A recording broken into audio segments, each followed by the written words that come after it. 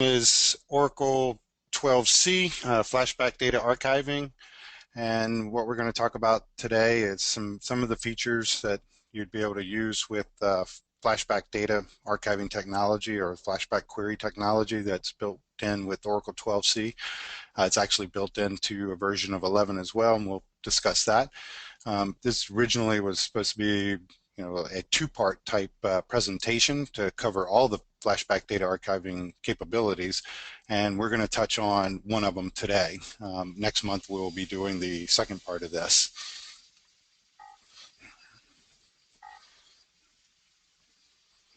A little bit about Nia Vera for those who aren't familiar with what we do in our company. We're a hosting solutions managed services company.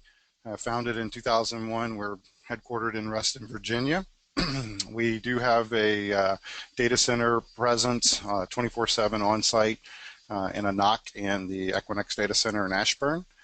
We do work with a wide variety of clients from nonprofit organizations to Fortune 500 companies, and it's anywhere from managed services or database services or hosting to staff aug and database services related around that.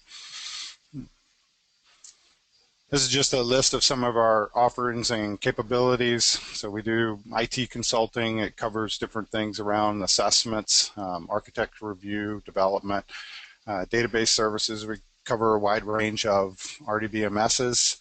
We do support cloud solutions on our platform, and we do have data center services, co-locations, DR, disaster recovery, and we do provide managed services around basically the whole entire stack for services from infrastructure, networking, and databases.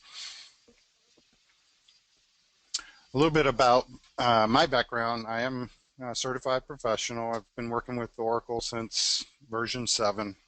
Have worked on versions earlier, but that's where I started at. I've played a role of administrator, model, architect. I've worked in all the different types of industries, healthcare, finance, manufacturing, government. I do have a patent in healthcare predictive analysis software, so I'm acutely familiar with healthcare type data. I have been a speaker and presenter at various Oracle users group, some of their training days, and I actually used to teach DBA and PL SQL classes. And the environments that I've worked in is anywhere from standard edition to enterprise edition, single node racks to multi-node racks distributed over various data centers, and even rack over WAN where each node is in a different data center. And I've supported databases. I've worked as a modeler even for just about everything for databases on Oracle. So ODS's, data marts, OLTP applications, things of that such. Approximately 20 plus years.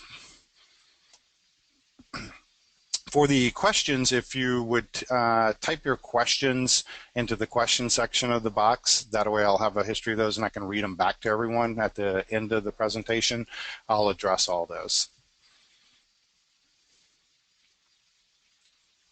So again, overview, and what we're going to talk about today is some of the flashback archiving technology that you can use to maintain some history of data changes. If you need to maintain time or dimensional data over a period of time and be able to look at that data from past, present, future type scenarios, that's part of what we're going to talk about today, primarily focused on the features around temporal validity of your data and how you might use that in your organization, where it might be best suited, and how you can actually implement that. And then I'll do a little short demo that kind of shows you that in action.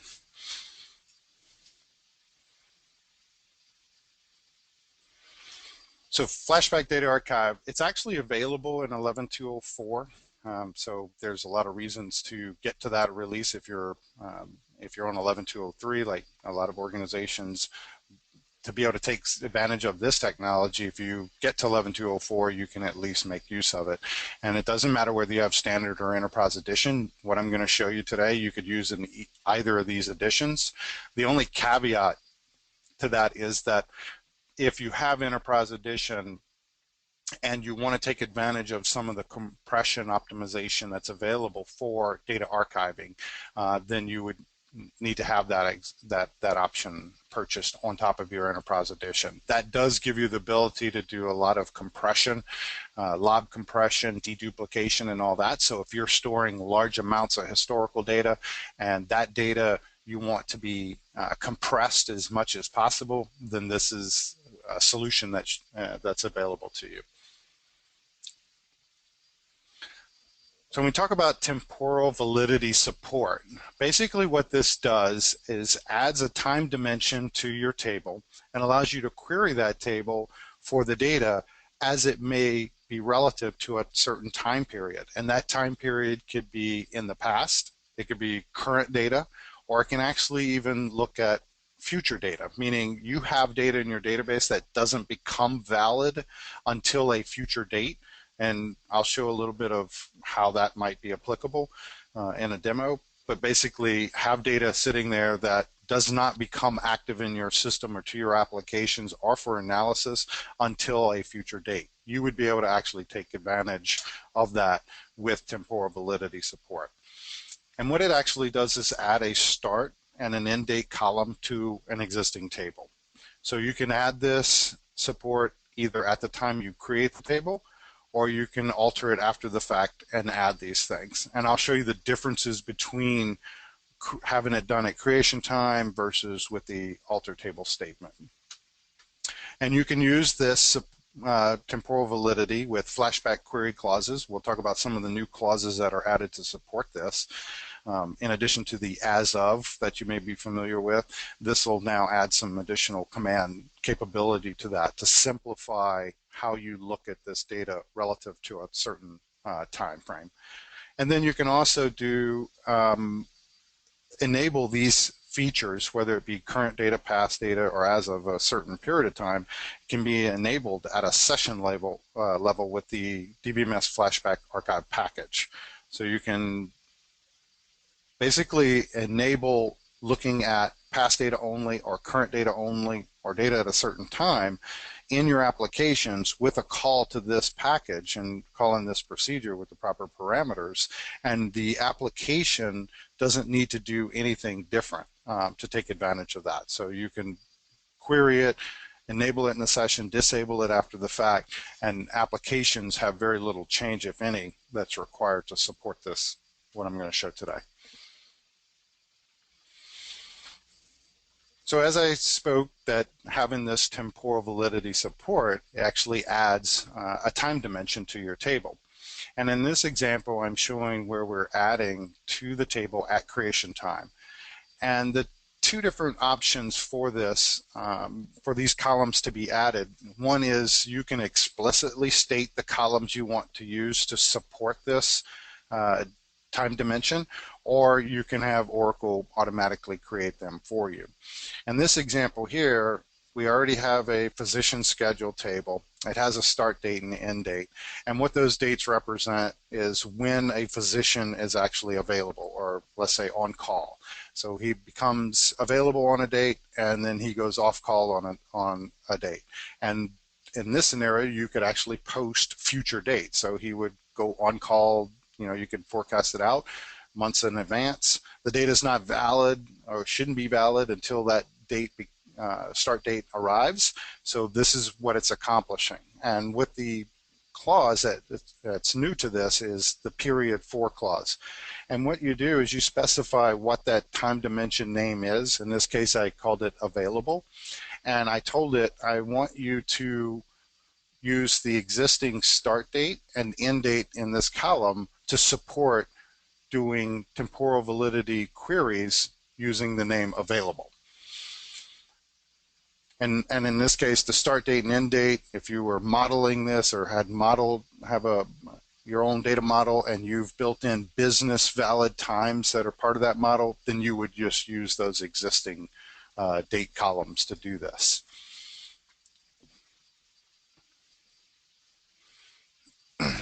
In this case, I'm doing it with the create table statement, but I'm going to let Oracle create the time dimension columns for me. So they didn't already exist. I want to add this support to an existing table.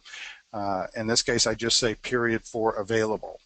Oracle will automatically take the time dimension name, which is available, and add 2 more columns to the table called available underscore start and available underscore end. It's worth noting that these new columns, when Oracle adds them, will be created as hidden. They're still used for all the temporal queries, but they don't show up, and I'll show you that. They actually are marked as hidden if you look at them in the data dictionary, or if you try to look at them with describes.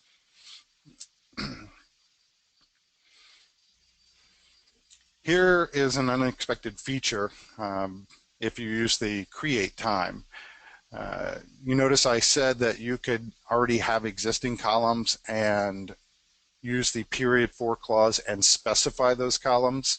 And in this case, I only had one of the columns, a start date. I did not have an end date. But it allows you to actually specify the date that the column that exists, and put in the date that you would use for the end date. The problem is Oracle doesn't recognize the use of both of these in combination. So what happens is the end date actually doesn't show up at all anywhere. It's as if Oracle ignores that end date. It doesn't show up in the DBA tab calls. You can't use end date in any select or DML. So it basically renders that column for temporal support useless. It does actually record the fact that end date is supposed to be used for a period or for period clauses, but you're not able to use it because of, I think this is an unexpected feature of Oracle. I don't think they intended it for it to work that way. And again, all of what I'm going to show you today was done on 12.101 first release. So in 12.102 there are patches to a lot of these things. So in 12.102 it very well, they may have corrected this unexpected feature. Here's also another unexpected feature of the using these column names, or specifying the column names you want to use at creation times. If you specify both of them, no record is ever added. It never gives you an error. It never records these 2 columns as something to use for period clauses. It never shows up in a describe, doesn't show up in DBA tab calls, and you can't use it in a select or DML. So basically it is Oracle lets you create the table saying that you want to use these 2 columns, but if the 2 columns don't exist, it doesn't create anything, and you really don't have temporal support. So I think these should have been like errors that get raised when you do the create table, but that's not the case. It actually lets you do it. And again, that could be fixed in the latest patch set.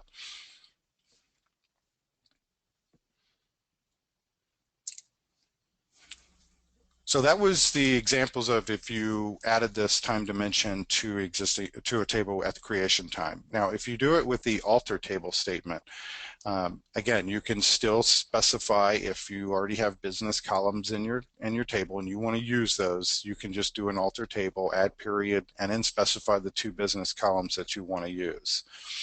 If you want Oracle to name them the same as in the create, all you have to do is specify the time dimension name. Oracle will automatically create that available underscore start and available underscore end. If you specify the start and end column names, then you must specify both. So Oracle's smart enough to, with the alter table statement, as opposed to what the create was doing, it's actually smart enough to say, well, you can't give me a name that doesn't exist, or you can't give me just one name, you got to give me both, or it will raise an error. So they must exist in the table, and you have to give both.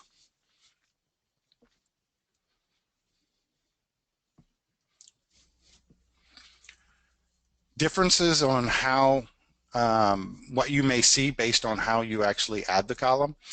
If you add it using existing columns, it basically works the same functionality today. If you create a table and you do a describe on it, you see the actual column names and their data types.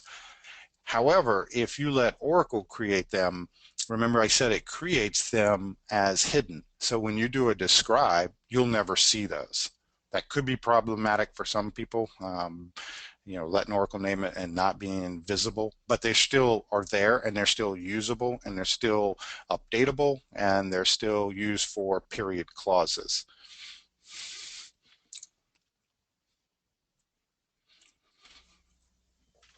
If Oracle creates the columns, like I said, they'll be marked hidden, but what also happens, only in the case where Oracle creates the columns, it automatically will create a constraint on those columns. And that constraint, it's one constraint, it'll be placed, that same constraint will be placed on the start one and on the end date columns that were added. And basically it just does a check to make sure that you don't put a start date that's greater than the end date. Basically that would mess up all of period temporal clauses. So it does enforce that. And again, if you do the create table, then no constraint is added. So even if you you already have columns there, obviously whatever constraints are there on those columns are just enforced as they normally would be. Oracle does not add an additional constraint on top of those. So if you truly wanted that same functionality, you would have to create that constraint yourself on the table.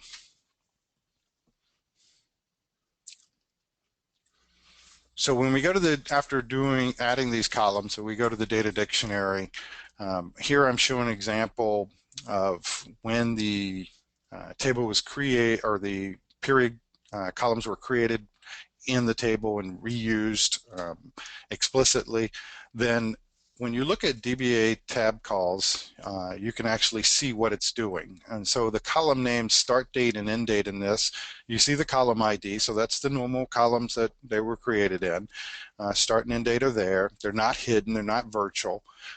They follow the same, the segment column ID follows the same as the column ID, but the internal column ID changes because of a new metadata column that's added as part of this. I haven't spoke to this explicitly. We've just been focusing on start date, end date, which is the dates used, but it also adds a metadata column that's virtual and hidden, that records a number in there, and it makes sure that the number is not less than 0. It looks like an SEN type number, but it's not an SEN. It's a metadata number value that's in there. And the last column, user defined. So you can see that all of those columns are user defined, except for the available one which Oracle added. Now this is a case where you created the table, you specified the columns that already existed in the table for that temporal support. If we do the same thing based on DDL, where the columns are not specified, don't exist in the table, and we let Oracle create them, you can see here the column, there was only 2 columns created in the create table statement, column ID 1 and 2. Nothing really out of the ordinary with that, but now you can see the 3 columns that Oracle added automatically for that available time dimension name. It created the start and end date columns. Notice they are marked as hidden, so you don't see them when you do the describe. The column segment column ID gets renumbered to support those new columns, but also, and if you make note, the internal column ID, you can see how it's added that additional time series one, which is available, the metadata one. And you see they're all marked, those 3 available columns are all marked as user defined no. So those are all Oracle generated.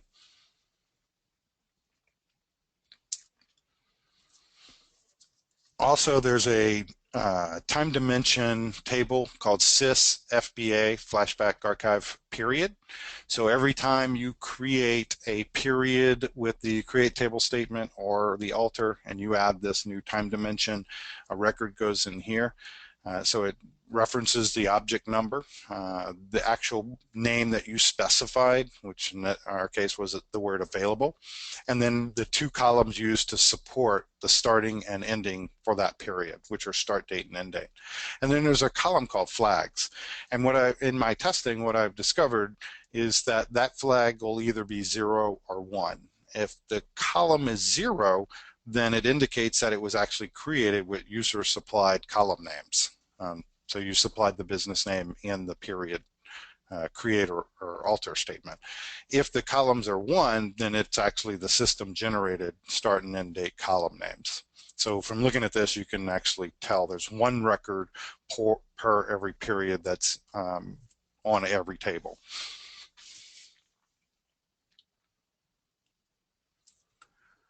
So the new period clause is what's been added to the Flashback query clause support.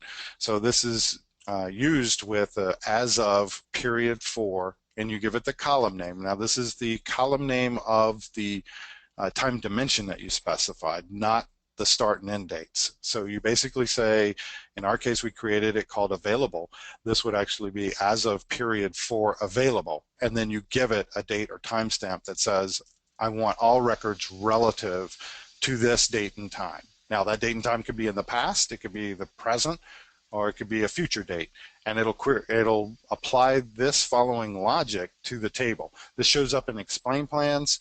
So if you were looking at what it's actually filtering on, this is what it does. It verifies that the start is less than or equal to the date that you specified, or the start is null, and the end date is greater than the date you supplied, or it's null. So what happens in these cases is it's looking to see if it's null, it's considered, this is valid data all the time. And so you don't have any values in a start and end. Remember, when you added these, there was no requirement for it to be not null, so you could not have any data in it. What it ultimately does, because you can do this yourself obviously, but what it ultimately does is simplifies how you query these tables without having to go through the start-end type logic. So it does this logic for you, simplifies the retrieving of records, especially in dimensional tables. This would be very applicable in warehouse. This is where I see like some of the best support is in data warehouses, where you have type 2 dimensions and you're querying a dimensional record relative to a specific time, and then being able to look at the facts relative to that. So this is probably the biggest implementation, no-brainer implementation for this. And you can also do a versions period for, which means you're going to specify a time range rather than set a hard-coded date as the validity of the data. So now you can say, instead of looking at data that's only valid at this specific time, I want to look at data that's valid between a range of times or dates. And you also can specify keywords. So if you don't know what the minimum time is in your data for a start date, you could say min value. And likewise, you could do the same for max value. So if you wanted to say between a certain time and you knew the starting time, but you don't know how far in the future your data may be already marked for that start column, you can just say max value and you'll get that. So one of these two ways. So that these especially for the min value, max value, that certainly simplifies your query if you tried to do it on your own, because then you would have to do some other subqueries to get the max or the min value. So greatly reduced. The DBMS Flashback Archive. So this is the package that we talked about that has two procedures in it to support this. And the first one being enable at valid time, and you specify a level and optionally a query time. So what this does is lets you set it once, and now you don't have to specify these things in your actual queries. So sets it for the current session. Once you disconnect, obviously it's gone. It is per session based. It eliminates the need for you to use the period clause at all. So if you had applications that needed to look at time dimensional data, and you don't want to have to, and those existing apps already do a select from a table, and you don't want to have to go in and add in additional filter clause based on a period that somebody supplies, you can actually set it at a session level and then select star from the table, and you will get the table based on that period. You will not have to add additional where clauses. And to do the time dimensional piece of it at least. So some of the valid values that you can specify for the level is all. So I want to see all the data in the table. I don't really care what the start and end time is. I'm not trying to apply any logic to it. You could do current, which will do data valid as of now, the now part being whatever that now is for the session. So it automatically will apply that to say as of period, and then say, you know, that current period of time, which could be sysdate, timestamp, or whatever. And then you can do the as of, where now you could supply an actual query time. So if you had applications that never could look at data prior to a certain date or after a certain date, you could specify an as of date, and that'll set the starting point for that. And that query time, the second part of that parameter, is used when you use the as of. Otherwise, for all in current, you don't specify a query time. And then once the session, you're done with that period type clauses in your application, you can disable that, and that'll automatically set it back to using standard period clauses.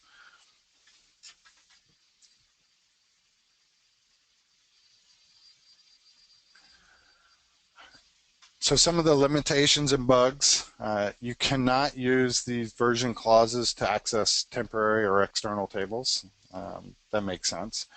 For querying views, you could use it. You can't use it when querying views, but you can use it if you use it in the definition of the view. So what you can't do is say select star from view period as of period and specify a period clause for that. But you can do it if you put that period clause in the actual view definition. Then you can actually, you know, query the view, and it'll apply the period clause or time validity support to the results of that query. And you can't, as of current, at least in 12.1, you can't use 01. You can't use that with container databases. So if you're using 12c and you're using multi-tenant, it would not support it. Basically ignores that. I suspect that will change with a later patch set, but at least in the initial release, you could not do that. There were a couple bugs. I did a little research. There are a few bugs with it, but they are fixed in the latest patch set, which is more reason if you're on 12.1 or if you're looking at implementing 12c, you want to start out with the latest patch set to take care of these type of bugs. So basically, there was a case where there was an insert into a table specifying the start and end dates, and it resulted in a negative number for the metadata column, which would throw this or 2290. And then there was a case where using getDDL, if you use the metadata to retrieve the DDL or the SQL for an object or for a table, it actually generated faulty DDL that you couldn't turn around and run. You would have to actually fix it. But again, those are fixed with later patch set releases.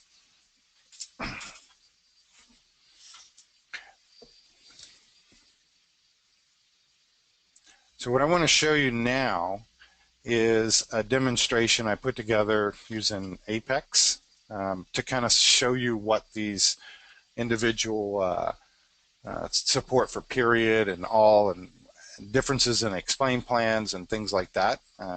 So let me switch over to that.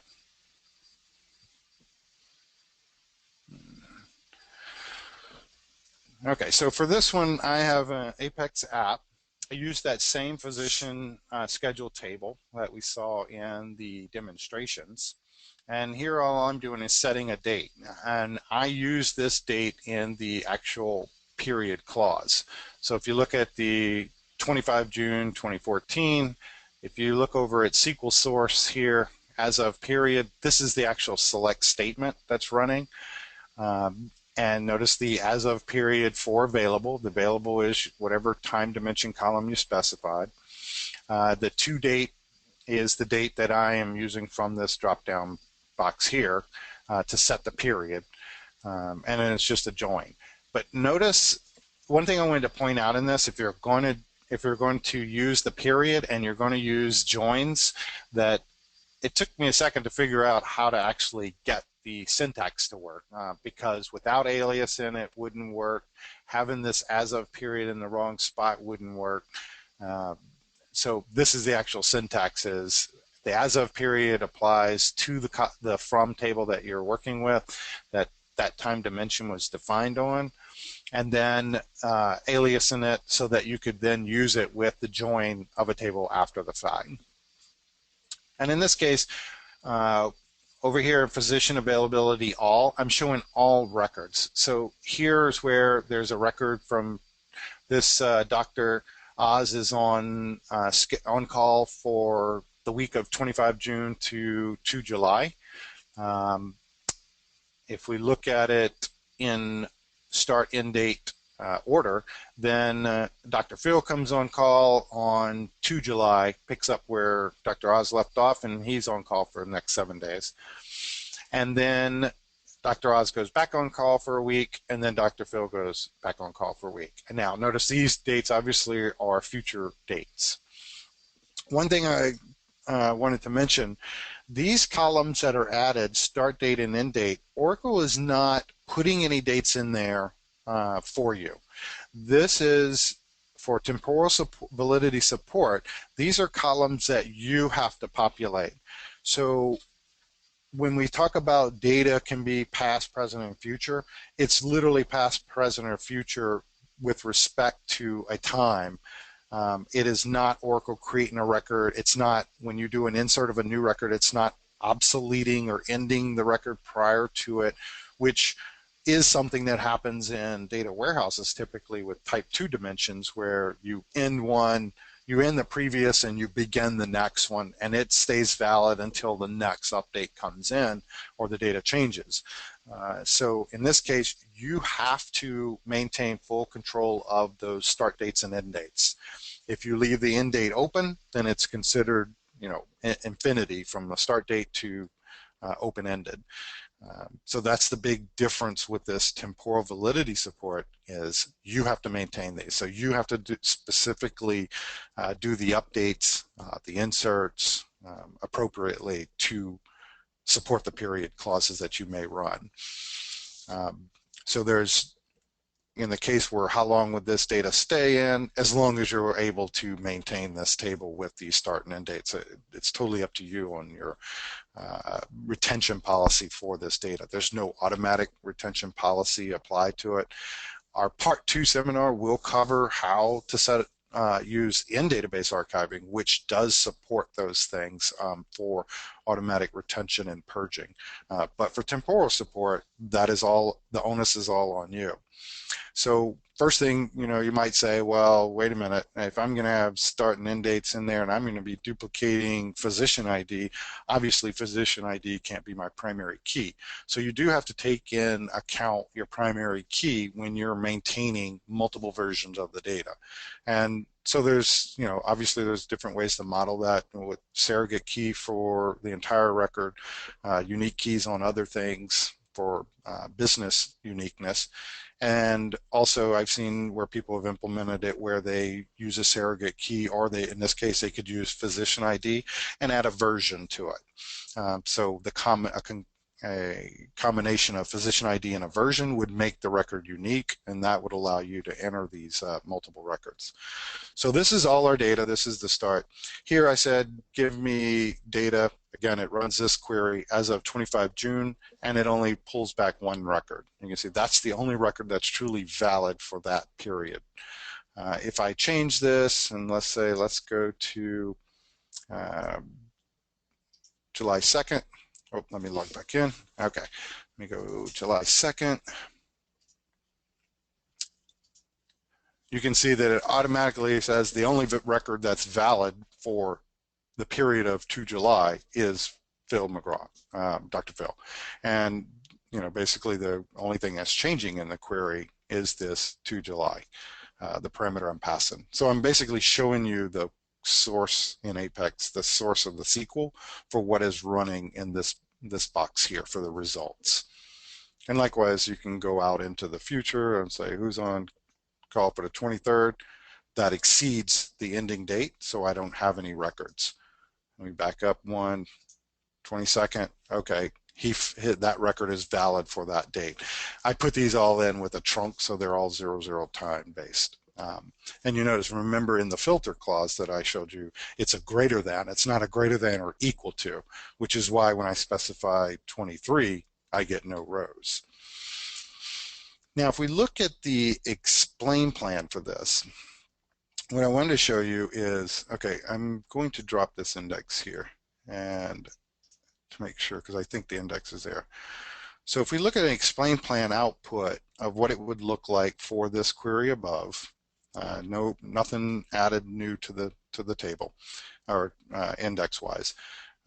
You can see there's my query that it's running.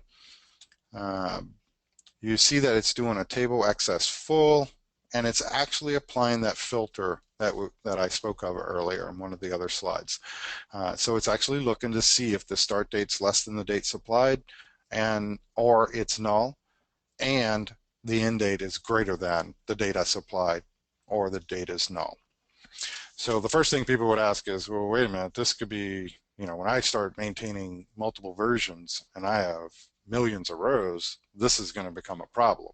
And rightly so, it will be, could be. So there's no restriction on whether the column is added by Oracle or added explicitly with the create table statement, and you specified existing business columns. There's nothing to exclude you from creating indexes on that. So in this case, this create index, all it does is put an index on this start date and end date column.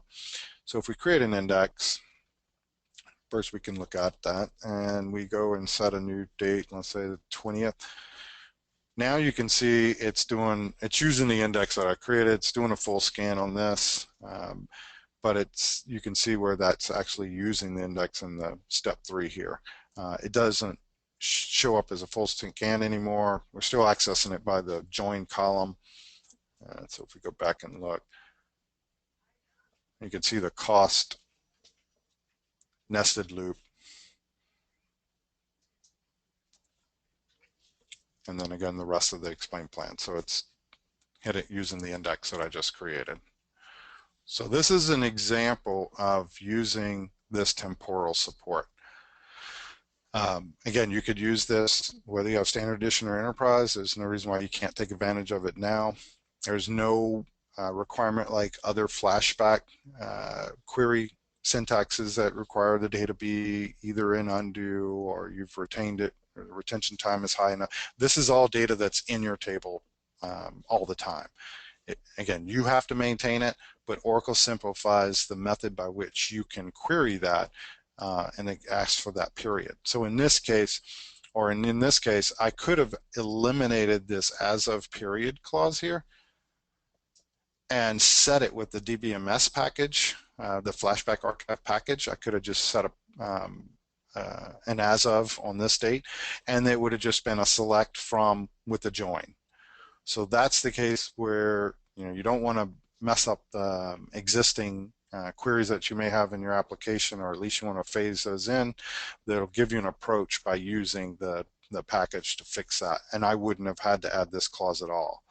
There are some limitations on how these clauses are added when you start talking about multiple joins and whether or not you can supply periods for all of them. You can't supply a period for this table and a separate period for another table, which is maybe a good reason why you might want to use the package base to apply that, but it gets applied across the board for the base table. You can't specify 2 different conflicting periods on 2 different tables. So you're limited to this single period support, basically. Okay, so that's a demo I put together just in Apex real quick to kind of show you that. Go back here. So some of the things that that kind of wraps up at least the temporal validity support. Again, next month will be one that actually shows the in-database archiving, which is the extension to that allows you to maintain the historical data for a much longer period of time. It can work in cooperation with period clauses for time dimensional queries, but it really shines when it comes to maintaining historical data over a period of time with the history of the changes and what those changes were from one record to the next over a period of time. That's a little bit more exhaustive. It covers a lot more new features of what you can do. So we're going to cover that next month, but this will get you started with one piece of Flashback Data Archive, which is the temporal support, validity support. And some of the other things, and how we implement these and why we have clients that choose one architecture over another, is because we deal with so many different client architectures, and we're experts in the rack architecture and Golden Gate, Apex, and Exadata middleware products. So we have a good breadth and depth of those products for how you might implement some of these new 12c features. There's a whole bunch of features. We've done a presentation on some of those on our Neovera channel, and you can see those, and those are the kind of things we help our clients with. And more detailed when it comes to database services, we basically manage and administer every aspect of your database architecture. Again, it doesn't have to necessarily be Oracle, but in this case, I list out the specifics to Oracle-related things.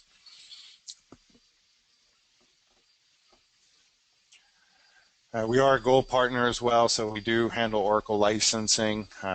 One of the things we do as part of that for clients is we do either sanity checks against your Oracle existing license, or we help you to design the licensing structure that best supports what it is you're trying to accomplish. Not everybody needs Enterprise Edition.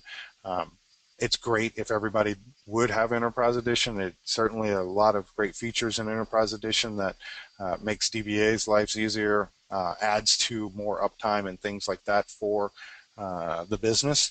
So it's encouraged, but if you're cash strapped or you want to take more of a phased approach, we help you decide and architect and show you the pros and cons of doing that. So it's just one of the things. And then obviously compliance and security of all your different assets that are under Oracle license. Okay, with that said, I am going to go through some of the questions that were posted on the question part of the webinar and try to address those for everyone. So what happens to the data after the period for end date? It doesn't actually move it to anything with the temporal validity support. It doesn't actually do anything with the record. It is business data. So being able to make a decision based on the data that already exists in those business columns doesn't do anything with it. What the next presentation will cover is in-database archiving, and we will see that there are some parts of the Oracle technology for Flashback Data Archive that does protect and move that. I'll say move that data, but basically makes it more read-only so people can't tamper with it. That is the in-database archiving piece of Flashback data archiving technology. What's the earliest patch level without FDA bugs to preclude the use of the FDA? That is it safe to use the first available patch version containing FDA? Again, this was already there in 11, version 11, so most of the bugs discovered at those versions have rolled into the fixes for the 12. So if you wanted to go back to the earliest, you can't go anything prior to 11.204. That's when the actually support became available to you. At least available to you in the sense that you didn't require extra licensing also, because before some Flashback technology required additional options on the database, and those options obviously are only available in Enterprise. That's not the case at 11.204 and above. Other advantage of letting Oracle create the time dimension columns. I don't know that there's an explicit advantage. Because I guess I would say there may be an explicit disadvantage in the sense that people will never see the columns. I guess that could be also your advantage if you never wanted people to be able to see those columns when they're doing describes and all that. I also see it as a disadvantage letting Oracle create it from the respect of data modeling. And so if you're a data modeler and you're designing out the actual domains and the logical models and physical models around this, you don't see that in your model if you let Oracle create those columns. And then so what happens is, how do you reflect that bit back to a business if it's never reflected in the logical model, or at least it becomes more cumbersome to convey that type of information. It's much harder to explain that we use a metadata column of start and end to determine the validity of data relative to time when no one can ever see those columns in a table. It makes sense to probably the database administrators and even to the modeler himself, but there's no facility for you to convey that outside of your domain to the business, which is what those logical models really help do. And how long is the data held in the Flashback archive before purging? It never is purged. Again, the purging piece comes with the in-database archive piece, temporal support, validity support. The data is never purged. Think of the temporal validity support as no different than you adding start and end dates to a table yourself, maintaining it yourself, applying whatever retention and purge policies to that yourself. The only difference is it simplifies the actual querying of these. Again, you're responsible for the DML activity against that table to maintain that, that validity or that time period validity.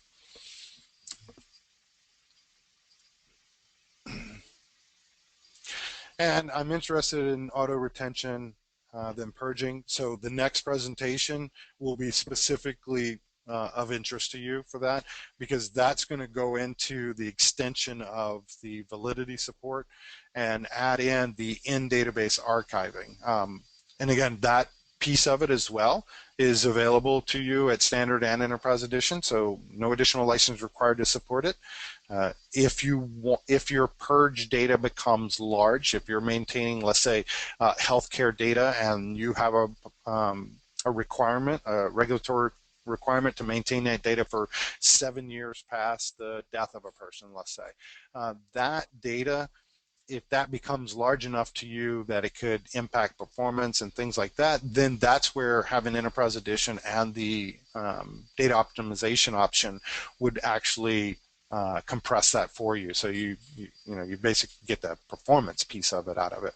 But we'll talk about that in the next one as far as the retention, how you set the retention, how you add these tables to in archiving support.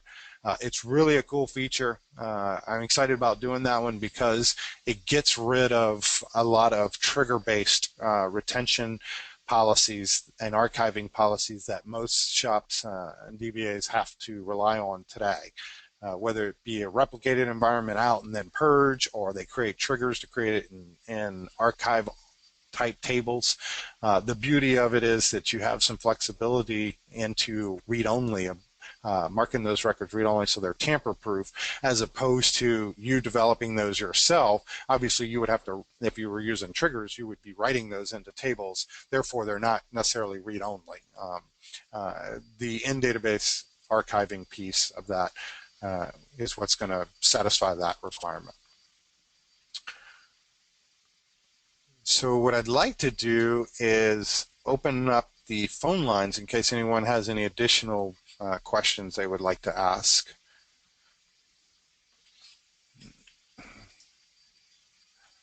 Let's see.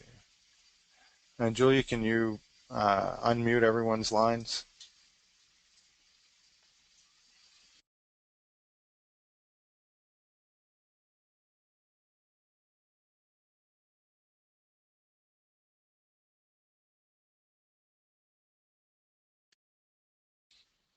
Okay, so I think we're unmuted now. So if anyone has any additional questions, feel free to ask them.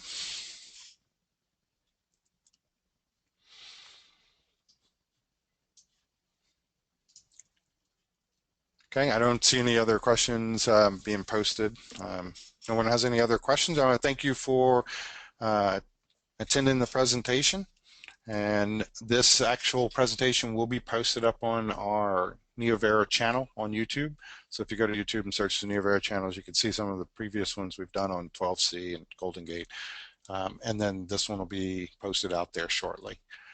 like to thank everyone for attending, and if you have any other questions about what was presented here today, feel free to send an email to this address you see here, oracle@neovera.com, and we will reply back to you with an answer or any questions you may have had. And thank you all for attending. This concludes the presentation.